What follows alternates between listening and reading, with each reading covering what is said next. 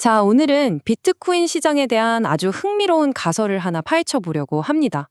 우리가 알던 그 4년 주기가 이제 끝났다는 건데요. 과연 시장의 규칙이 정말 바뀐 걸까요? 보통 비트코인이 최고점을 찍고 나면 엄청나게 떨어지잖아요. 근데 이번엔 좀 달랐어요. 우리가 예상했던 그런 폭락이 아니었죠. 그래서 지금 분석가들 사이에서도 의견이 분분한 거예요. 이게 우리가 아는 그 크리포 윈터가 맞는 건지 아니면 아예 판이 바뀐 새로운 국면인지 말이죠. 자, 이 표를 보시면 바로 이해가 되실 겁니다. 과거 사이클을 보면요. 엄청난 고점을 찍고 나서는 말 그대로 마이너스 80%씩 폭락하면서 길고 긴 크립토 윈터, 혹한기를 맞았거든요. 그런데 이번엔 어땠죠? 하락폭이 마이너스 55% 정도로 훨씬 얕았어요. 바로 이 지점에서 뭔가 다른데? 하는 아주 근본적인 질문이 시작되는 겁니다. 그래서 이 알쏭달쏭한 새 패턴을 파고들다 보면요. 아주 흥미로운 가설 하나를 만나게 됩니다. 바로 변형 사이클 가설이라는 건데요. 이 가설의 핵심은 이겁니다. 비트코인 시장의 게임룰이 아예 바뀌었다.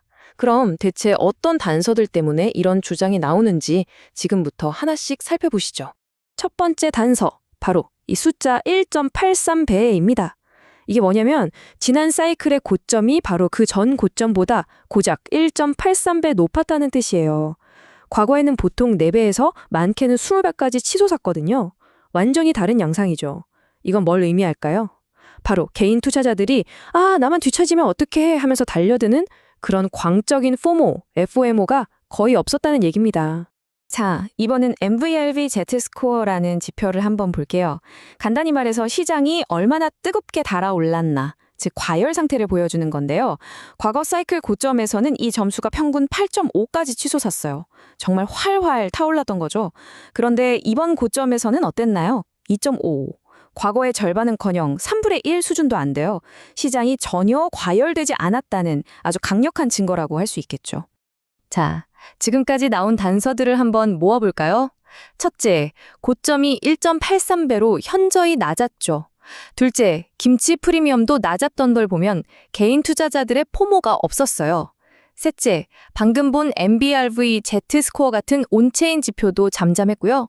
공포 탐욕 지수도 극단까지 가지 않았고, 선물 시장이 가격을 주도하는 등등. 이 6가지 단서들을 쭉 늘어놓고 보면 퍼즐 조각이 딱 맞춰지는 느낌이죠.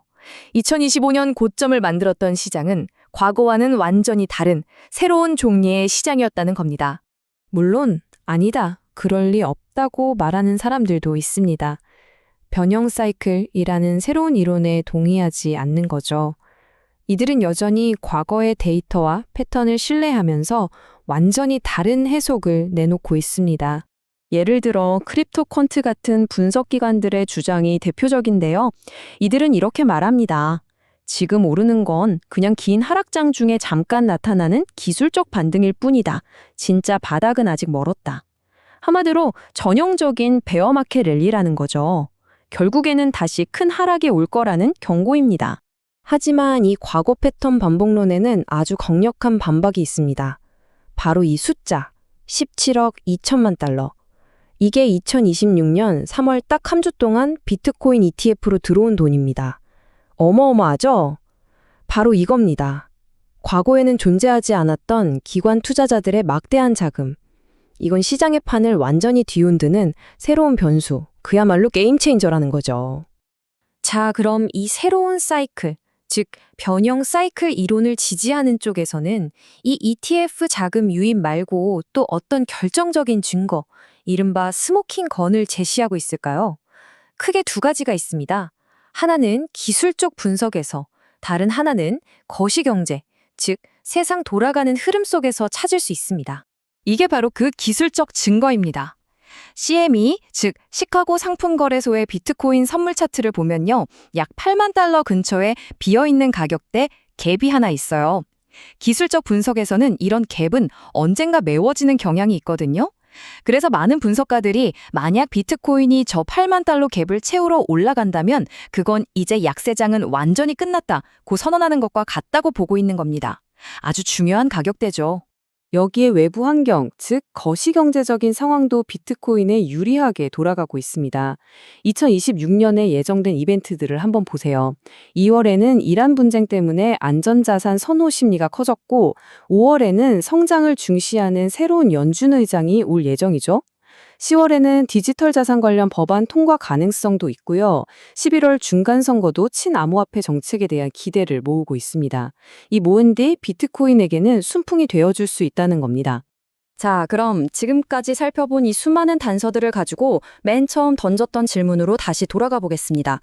과연 지금은 크립토 윈터일까요? 아니면 새로운 국면일까요? 이 사이클의 미스터리를 한번 풀어보죠. 결론적으로 모든 증거가 하나의 가설을 가리키고 있습니다. 바로 변형 사이클의 등장입니다. 과거처럼 개인 투자자들의 광적인 매수세가 시장을 이끄는 게 아니라 꾸준하고 거대한 기관의 자금이 시장을 움직이는 새로운 시대. 그래서 최고점은 과거보다 낮고 하락장도 훨씬 얕게 지나가는 그런 새로운 사이클 말이죠. 기관들이 시장의 체질 자체를 바꿔놓고 있다는 겁니다. 그러니까 핵심은 이겁니다. 우리가 교과서처럼 여겼던 그 4년 주기는 이제 끝났을지도 모릅니다. 혹독한 크립토 윈터는 오지 않을 수도 있다는 거죠. 그렇다면 우리에게 남겨진 진짜 질문은 바로 이겁니다. 이 새로운 게임의 규칙은 과연 무엇일까요? 기관들이 주도하는 이 새로운 판에서 우리는 어떻게 길을 찾아야 할까요?